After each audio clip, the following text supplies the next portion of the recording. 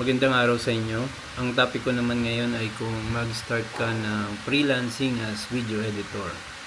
Ano ba yung dapat na hardware or computer specs na meron ka? Kung sanay ka Windows na computer, kailangan at least 16 gig na memory at mataas na hard drive. Ngayon, yung laki naman ng monitor, nakadepende naman yun sa'yo kung ano yung gusto mong size. Pero kung nag-umpisa ka sa budget na system, 16 inches yung pinaka maliit maliit na screen. Tapos mga nasa 2,000 lang siya.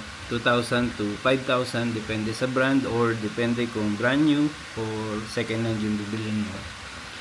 Tapos yung pinakamahalaga sa lahat, yung processor ng computer mo. Nung nag-start ako na mag-freelance, na ang processor ng computer ko ay AMD na Sempron pa yun Sempron single core na ewan ko kung single core o dual core yun, basta sobrang mura niya lang. Kasi nung nag-start ako mag-freelance ng video editing, hindi talaga video editing yung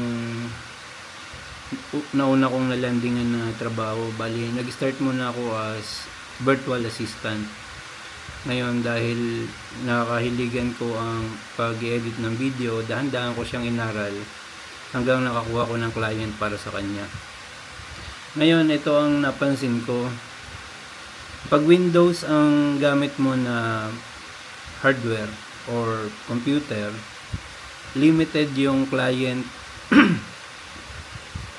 limited yung client na pwede mong makuha. Kasi may mga client na hindi talaga parang sa nakita kong sitwasyon, kalahati na talaga sila Halos kalahati ng mga nakukuha kong client ay, kunyari, 10 silang client, yung 5 ron, nagamit sila ng Mac OS. Tapos yung half, Windows naman.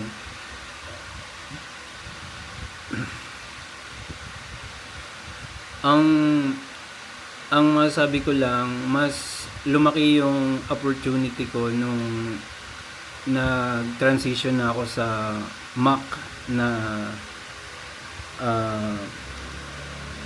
Macintosh na OS, o nag-start ako na Apple lang gamitin ko. Kasi nakukuha ko ang both Windows user tsaka ang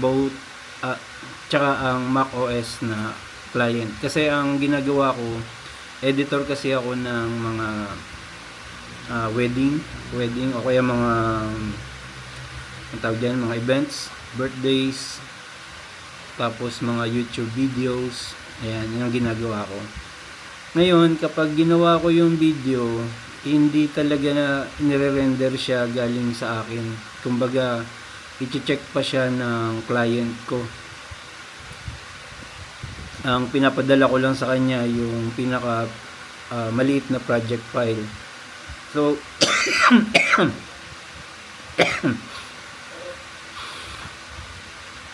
ngayon may mga client ako nakuha na ang gamit nila Final Cut Pro na pang-edit.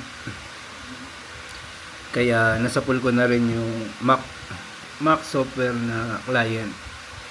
Ine-edit ko siya, nililinis ko siya, nilalagyan ko siya ng mga graphics. Tapos pagkatapos nun, hindi ko siya i-render as final video. Ang ipapadala ko yung project file. Kaya ayun, ang gamit ko na na computer ngayon, ito matagal na to. Ayan, MacBook Pro na 14 inches. M1 na base model. Ayan 16 gig, tapos 14 inch M1 Pro yung processor niya. Ang tagal na niyan. Siguro may 4 na taon ko na siya o 3 taon na gamit. Napakatibay ng ah, Mac Mac na computer. Ito yung luma kong computer dati. Ayan, ginamit ko to nang nag-start ako mag-freelancing. Ito ay AMD na Ryzen 7. Medyo hindi na siya nagbo-boot up eh. Ayan. Pero simula nung nakabili ako ng Mac, ano na, parang naging komportable na ako sa kanya. Siya na yung madalas kong gamit. Kasi hindi limited sa client yung pwede kong makuha. May mga client na Mac OS ang gusto nila, nakukuha ko yun. Tapos mas marami ring client na Windows ang gamit. Kaya kumbaga 2 birds in 1 stone yung natamaan ko sa nung MacBook ang gamit ko. Tapos ang kinukunan ko ng client na website ay Upwork.com. Doon lang ako nag-focus. Tsaka nagtatry din ako sa Facebook eh. Kaso medyo high risk kasi kapag unang beses mo sila naging client. Tapos hindi pa ganun kakampante yung pakiramdam sa kanila. May chance kasi na takbuhan ka nila. Yung kumbaga nagpagawa ka tapos hindi ka bayaran.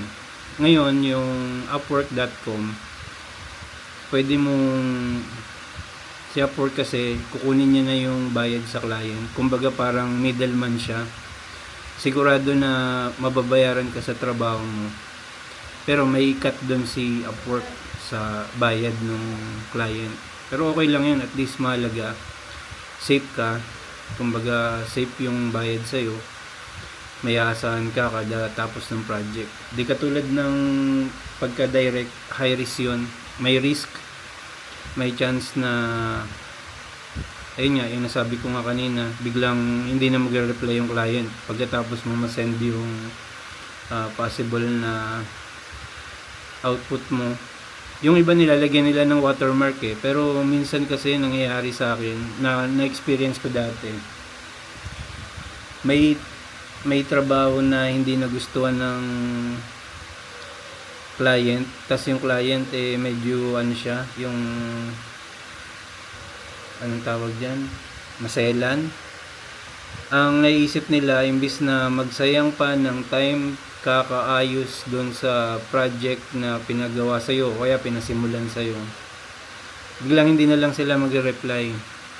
So kumbaga walang consolation sa'yo na bayad kahit hindi nila nagustuhan yung gawa or may gusto man silang paggawa or kaya tinamad na silang ituloy yung project nila. Kumbaga nasayangan ka ng oras, tas ayun na, goodbye aray na lang talaga.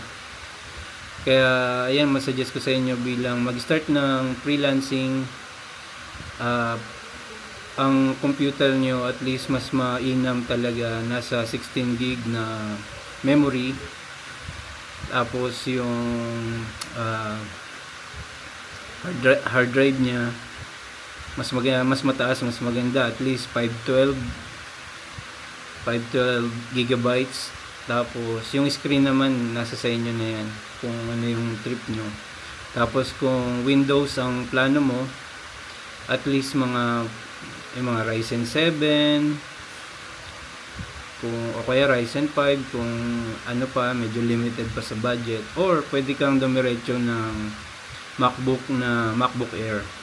May mga M1 na MacBook Air na reliable pa rin na computer. Kung tutusin yung M1 talagang masabi ko reliable siya. M1 basta nag-M ang processor ng Macintosh, okay yun. Tas ayun lang, good luck sa pagpi-freelance nyo.